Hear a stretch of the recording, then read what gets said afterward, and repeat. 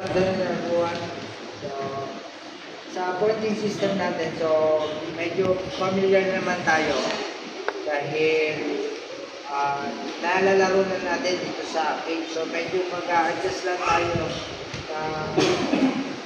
ng setup kasi sa magiging national competition natin, open lang sa page. So, but wala naman yung topic, hindi ka bahala kasi maliit na difference lang. So dito, syempre kung may age, makaharangan siya. So para ma-age control mo, may chance ka makatit na. Pag open, syempre maka-defense ka agad. Diba?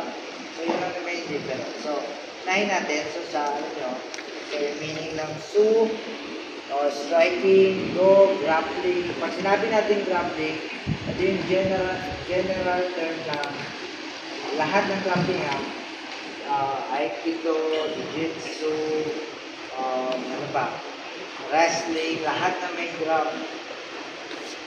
So, ang tawag din ay grappling. Para di tayo malito. So, and then Kwan, martial arts. So, Sudo Kwan, so meron tayong dalawang klase. Then, so meron tayong pseudo standing and pseudo freestyle. Pero yung ginagawa po natin dito sa mga palaro natin ay freestyle. Ibig sabihin, pag freestyle, merong single leg, double leg, takedown. So meron sa baba. So hindi ka magkuha ng leg. Pero, ang kaibahan doon sa pseudo standing, parang wrestling na, na Greco. So, upper body.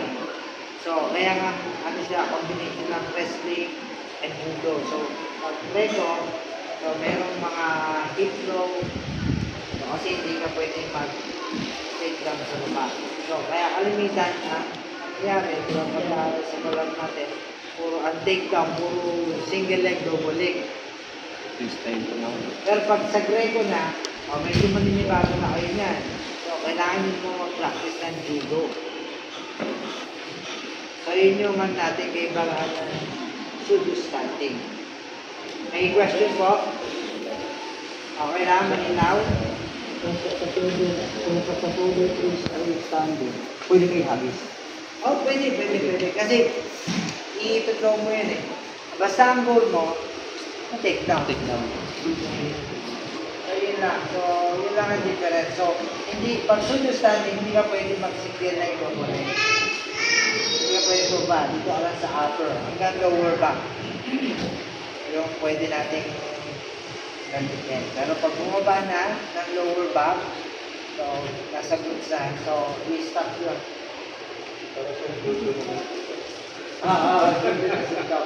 Suntok, judo. So, siguro, maganda, merong susudok po natin, merong gano'n. No, ilan ba yung magsusudok po sa atin? Maganda, magano tayo yung iba. I-convert natin sa pseudo standing. Para at least makita yung difference. So, bukas na yun. So, at least, kung meron man sa inyo na may nakaslot na mag-referee after na itong training natin. So, pwede nyo i-try. So, walang problema na sumubok. Kung magkamali ka, okay lang. Kaya din. Okay, so walang tao na perfecto ako yung gagawin. Meron nakakasamba. Diba? Pero, try and try lang. Diba? Kumbaga, ang principle natin, nobody's perfect. Kapag pinapractice ko, magiging much better. Yung ikaw is next time. First ito, okay lang. Everyday. Nasa maka 100%. Okay po. So, okay tayo pseudo standing, pseudo freestyle. Alam na yung difference. No question. Okay. Para mamaya, para mas mabilis natin maunawaan pati yung mga pointing system and then yung sa pag-referee. Okay. Pointing system, pseudo standing. So, clear punch to the head. body. So, 1 point. Ang dami na nagtatanong, paano ba paano ba mag-pointing system sa sudok 1? Ang daming sudok, hindi mo mabibilang. Ang daming combination, puro 10. Hindi mo nabilang, makuhula ka na lang. Diba? So, paano ba yun? Mamaya, tuturo ko po. Okay, para hindi tayo malito. So, clear punching to the head and body. So, 1 point yun. So, 1 point, pag na-clear point sa head, so, anong score natin? 1 point. And then, follow up sa katawan. Another 1 point. Isa lang. Okay. So, ganun siya. And then, throwing landed side or back. So, pag throw mo, and then nag-flag yung sa side or yung likod, kahit patagilid dyan, 2 points. Diba? So, pagka drawing natin, na-imagine niya ba? O, kailangan natin magtapon ng tao dito. Ito ba yung pwede natin kuhanin ano dito? Ano pangalan mo? Francis. Yun. Okay. So, sa drawing, di ba, pseudo, ano tayo? Pseudo standing. So, syempre, pagka pseudo standing, so, pag pseudo standing, so, pwede hip throw, and then, hanggang lower back lang. Pagka bumaba ka na, stop na yon. Kailangan i-stop mo na yon. As a referee, so, i-stop mo yung, ito, alam mo na, ikaw muna ang model ka, hindi ka saan ka na. Pogi na model namin, no? Diba? So, pag bumaba ng lower back, kailangan i-set nyo sa mind nyo na hindi freestyle yun. Hanggang dito lang yan. Para di kayo malilito. Kasi pag nalito kayo, ano yan, merong pagpupulong na pag hindi yan basta-basta tinitignan lang. So, pag nakita yan at mali yung scoring mo, ipapatawag ka. Bakit ito yung score mo? O, kaya, sino ba yung nakasampulan mo? Meron tayo na sampulan na isa. Isa lang naman. Sa boxing naman yun. Pero Sudokuan wala pa kasi tayo pa lang. Para ano, diba? Para alam natin. And then, so, dito, so pwede to sa outside grip, inside grip, pwede. So, basta, ayan, so, paglapat, anong score? 2 points. Pag naka-side, dito. Pag naka-side blue, yan. 2 points pa rin. Okay.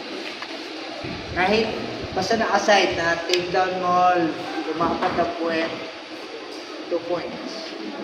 Coach, paano pag lumipat sa likod niya? Take the back. Hindi, stop yun.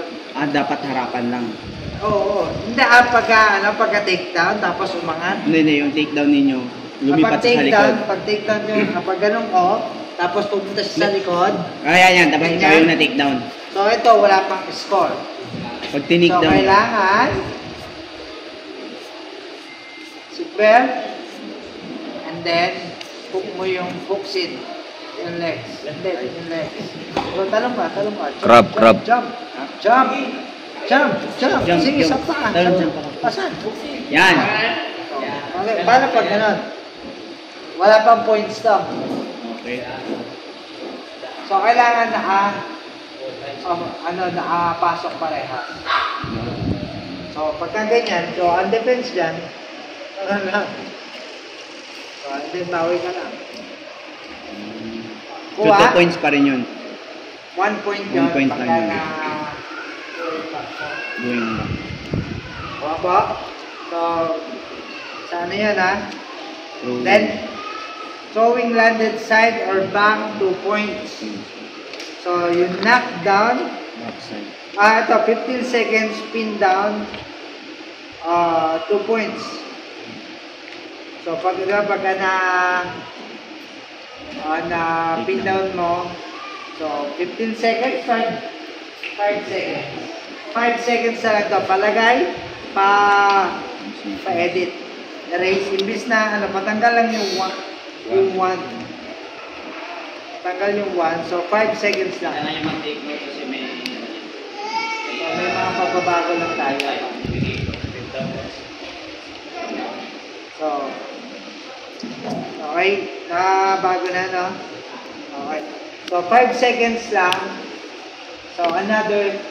Ano yun? Solo standing, walang gloves. O may gloves pa yun. 1 point Yung pag-hold solo standing. dito, 2 points. May gloves din, no? Another 1 point. Kasi 2 points yung pag-take down mo. And then pag na-hold mo, another 1 point. Magiging 3. 3 points. Pabago po nung ano, yung 15 seconds, 5 seconds, and then 1 point lang. Pin down, na naka-hold, 1 point. 1 point. 1 point. 5 seconds. Okay? Okay na? And then, ang apat, knock down by 8 counts, 2 points. So, halimbawa, na nasuntok mo, napanga mo, and then napaluhod, napabagsak, and then malinaw yung point, yung suntok. So, sa boxing rules, so, 8 second counting. 8 counts. Not 8 seconds, 8 counts. So, magbibilang ka ng 8, 7, 6, 5, 4, 3. So, kasi makarecover. So, pag kaya pa lumapit sa'yo, palalapitin mo, kaya pa. Okay, so, go tayo. So, parang sa boxing, para hindi kayo malito, parang boxing. Diba? Pag hindi nagtayo, huwag mo pilitin ba? Dahil baka ma-disgrasya pa. So, ang pinaka-main goal natin is the safety net na maraming palaban. At kagandahan nun, Safe. after ilang event natin, parang isang beses pa lang tayo meron dito nakatan. Diba? Ilang pang 21 event natin bukas. Pero nung nakaraan, meron mga nagkap sa utak, sa kilay. So, first time lang yun. So, kasi iwasan agad natin na malala yung mangyari sa mga players natin sa mga okay po? So, knocked down by 8 counts, 2 points. So, automatic yun sa scoring, 2 points. So, halimbawa, knocked down. Ang gagawin nyo sa pointing system, halimbawa, ito yung sa blue, ito yung sa red. Ano, ang daming suntok. Yung red, sumuntok ng isa. 1. Magtara ka na. Pwede ka magtara. Tara ka, 1. And then nag-shoot ka. Naka 2 points. Pero hindi na-hold. So, kaya, another 2. So, may 3 points na siya. Sa kabila, sa blue, wala pa. And then, nakabawi ang blue ng take down. And then, na-hold. Edi, 3 points na. Tapos, nakasuntok ng sa ulo, sa katawan. 2 points sa blue. So, lagi kang dalawa. So, 5 na, and then 3. And then, natapos yung time. So, ganun points. Oh, sino panalo? Blue. Saan natin ibibigay? Sa blue, sa red? Sa blue. Ito yung blue, ito yung red. Blue. Sa blue. So, anong ilalagay natin sa scoring? 19. Sa 10 and 9. Parang boxing lang. Sa boxing kasi meron talaga silang taga-count. How many punches, diba? O how many strikes yung ginawa. Sa atin, kailangan alam din natin kung paano natin i-count. Yung punching, diba? Yung takedown. So, kailangan aware tayo doon. So, para hindi magiging bias. Ito kasi paborito ko kaya ayun na natin na kumakascore. Diba? So, meron ganun nangyayari. Okay, Bob? Solo standing. Okay. 10, 15 seconds, complete the standing take the back. Hindi, 5 seconds lang to. 5 seconds yung complete the standing take the back. Baga, another 1 point. 1 point lang to. 1 point. Pagka nasa likod, 1 point lang.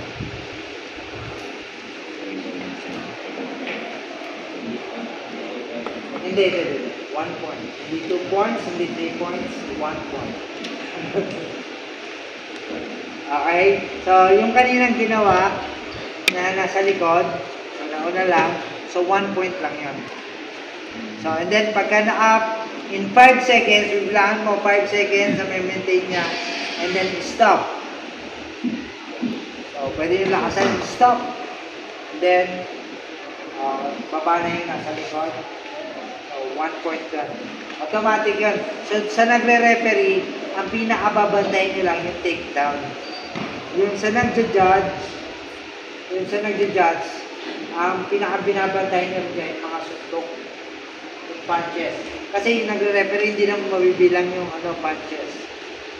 So, kaya ang pinakabinabantayan lang ng magre-referee, yung takedown, and then ilang counts. Halimbawa, pagka walang nangyari, takedown, and then sa cage, halimbawa sa cage, in 5 seconds, walang nangyari, stop, reset yan. Meron lang. So, parang sa ano lang yan, parang ka nagtitraining lang. Kaya nga napakadaling i-adapt ng Sudoku 1. Parang ka nagtitraining lang. Diba? And, saan na tayo? So, sa punching tayo, no? No point punching if you hold your opponent. So, bawal yung ground and pound. Bawal din yung, yung naka-clinch, susuntokin mo. Pwede lang siya sa freestyle. Okay? So, bawal yun. Kumbaga, pagdikitan sa sudo, sa sudo standing, pagdikitan, bawal ka sumuntok.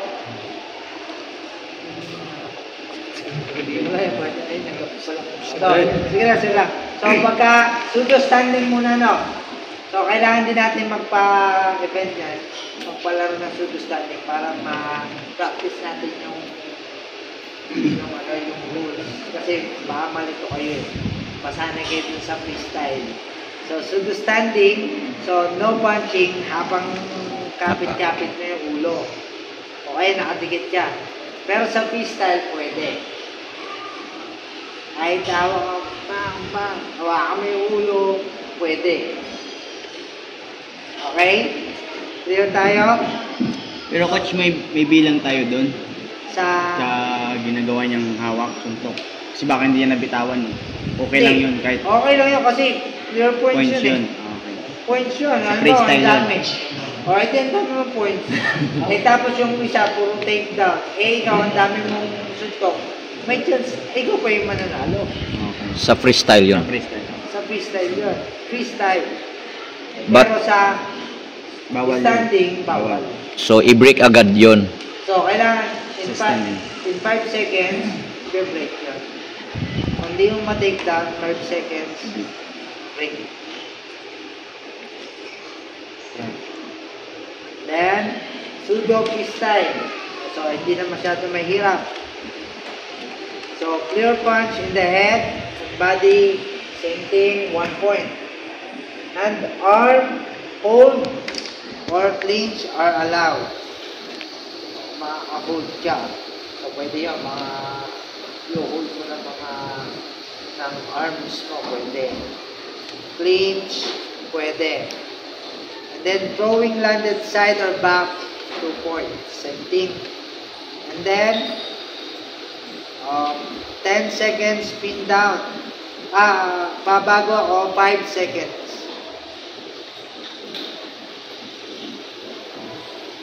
5 seconds spin down. So, 1 point. 1 point lang.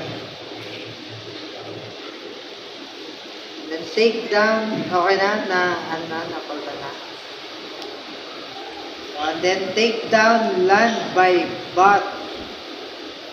Side of the body or back. 2 points. Kaya ito nga yung kanina. So kahit ma-take down mo na puwet ang bumagsak. Basta bumagsak ang puwet, 2 points. Stop agad yun. Okay? So depende na lang. Halimbawa, na-take down niya, nauna yung puwet, and then pumusisyon siya para ma-pin down niya. So parang in 5 seconds na naka-hold. So another 1 point. Yung gonna score? 3 points. 3 points. Sa una, pag take down, 2 points. Para additional 1 point, kailangan ma-hold niya in 5 seconds. Pero sa pag-hold, kailangan naka-flat ang back. Hindi yung naka-hold na naka-upo ha. So kailangan ipa-flat mo yung back. Okay? So pag take down, naka-upo. So and then, kumanap ng position para ma-flat yung back. And then, 5 seconds na naka-hold, another 1 point. So, automatic lang ang sabi na referee, 3 points. So, pagka 2 points lang, 2. Tapos, pagka 3, pagka na-hold. So, doon din kayo magbabase. Kung may points ba. Pero pagka wala, pero kalimitan sa judge, syempre, pagka nakita mo points naman niya, minsan kasi, halimbawa, hindi nakakita ng referee. So, i-score mo pa rin. Okay? Ilagay mo lang yung nakita mo. Basta tama. Kaya kailangan tama yung nakita mo and then yung decision na yung magagawin ka sa pag-score. Diyan na tayo. Okay, take down landed by knee. So, pag take down mo, ang tuhod ang lumapat. Counted or not? Counted. Take down landed by knee. Arm side, And back. back. 2 points. 2 points. Walang points to. Walang points to? Walang points. Basta ang pinaka-goal natin, yung bat ang bumagsak. No points. No points lagay nyo. Imbis na 2 points, no points. Diba, pag take down, nakatukod yung kamay, nakatukod yung elbow, pero hindi naka-flat yung Bat. hips or yung butt. No points. Pero pwede siya mag-take back. Makakuha pa siya ng 1 point pag mag-take back. Ayun, yung kanina, yung take the back natin, may points pa naman yan. So kung naka-defense siya, kasi pang-defense niya yun eh. Pero ayun, kailangan ma-hold muna. Ang take the back, kailangan ma-hold muna na in 5 seconds. So pag hindi niya na-hold ng 5 seconds yun, stop. So, stop yun, tapos reset. So, walang score yun. Pero pag na-hold niya yung position, take the back, na naka-hooks in yung dalawang paa. So, another 1 point. 1 point dyan. Okay ba? Nandito? Hindi naman. Okay, palagay, no points yun ha, yung take down landed by knee. Arms. Side and back. Tapos yung back, nakataas yung hips. Pag take down, nakataas yung hips. So, not down din pa yun. Parang diba, parang sa wrestling. Judo. Parang sa judo.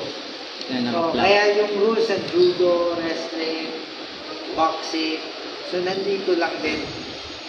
So, dito pa rin yung principle. Then, next.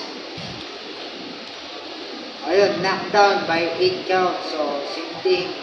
2 points. Pag na-knockdown. So, pag binilangan, ano ba yung best yung binilangan? Matik yun. Pag tatlo, ano na yun? Ayun yun. Coach, pag tatlong beses mo knockdown, tapos na yun, diba? Oo. TKO na yun. Stop na yun. Ayun. Knockout rules. So, wala lang nakalagay pa dito. Pero palagay na lang din sa baba na within 3 times knockdown, TKO na. Easy na. Referee sabi. Dito, Okay, ano ko sa akin yung technical knockout. dito, 8 pounds. Tatlo. Referee stoppage ang Referee decision na yun. okay na, sulat na. And then 10 seconds complete standing, take the back. And then 5 seconds lang to. 5 seconds. So 1 point, babago lang ulit. Ito yung sa take the back. Standing, take the back. Actually, kahit naman naka turtle position, tapos nag-take the back ka, 1 point pa rin. Ha? RPC. Referee stopping. Referee Stop na sa easy. REC. Due to the 8 pounds. Yung naka-take the back siya pero nakatungtong pa rin, counted yun or kailangan pa igulong? Ano? Hindi. Basta nakatayo, tapos naka-take the back ka. Oo. Points So, na. Point na. Points na yun kahit nakatayo. Basta naka-post lang dito. Nakatayo, so naka-turtle position yung kalaban, points yung basta naka-hooks din yung dalawang paa. Pero yung pag ang isang paa ay nakalabas, ano yan, no points. Reset lang yan. Okay. And then, eto, 15 point winner in every round. Finish or not finish time. So, halimbawa, paunahan naman maka 15 points. Halimbawa, naka 15 points na yung isa, yung red. And then yung isa, 10 points. So, hindi pa tapos ang time, taas ka ng kamay. Yung judge, sa mag-judge to taas ng kamay, and then, i-stop yung time, and then, check yung scorecard. So, and then, tuloy pa rin yun, may second round pa ulit. So, i-check lang ulit. May second round pa ulit to. So, una lang, basta pag may kahit hindi na i-check, basta pag may nagtaas ng kamay, automatic yon, may nakaunang 15 points. So yung score doon, 10 points na. Yung sa scorecard. So, yung naka 15 points, 10 yun point. yung 10, Points sa scorecard. 10 sa scorecard, yung isa 9. So, kasi siya yung nauna. So, and then, another, second round, so, ganun, same thing pa rin. So yung kalaban, Sa second round, yung isa naman yung nauna naka 15 points. So, siya naman yung 10, yung blue naman yung 9. 9. Okay. Ay, yung red naman yung 9. Edi draw. Sa third round, so may third round pa. Sa third round, yun na yung makikita natin kung sino yung panalo. So,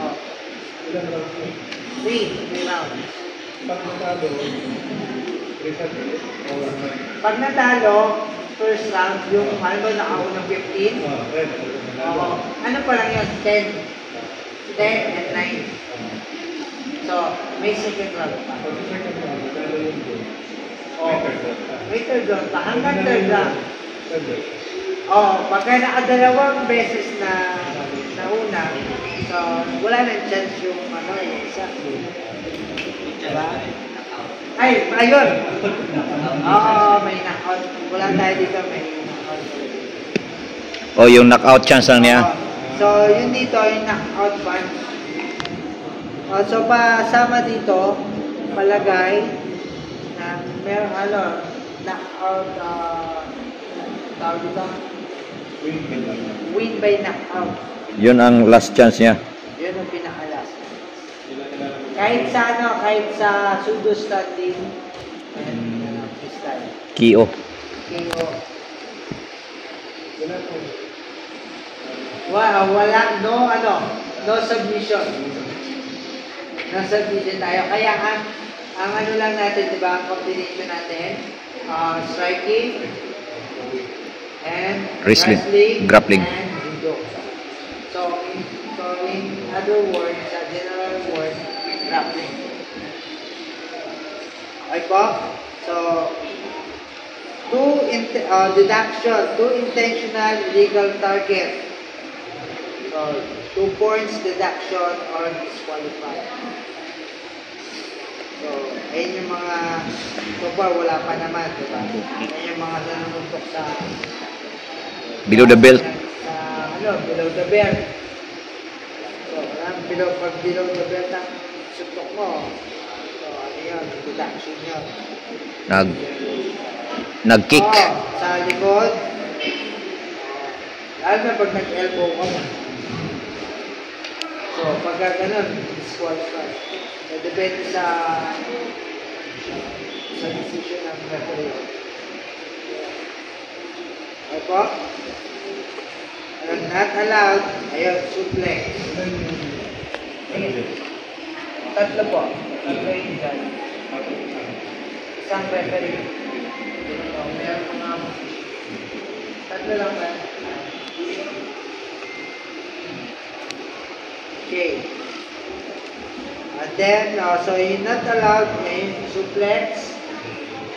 And then yung knee, elbow, and kicks. So pag may sumipa doon, automatic, ano yun, pwede foul, so 2 points deduction, or disqualify. So kung mag-iipit tayo, disqualify yun. Yung sa iba talaga, di ba? Pinagbabawal na... Pero pag isang beses lang po, kung nasa may pa, warning na. Basta ang intention, kasi kita naman yun. Kita naman kung intention o hindi. Diba? Okay po. So, any question po? Sa take na ba,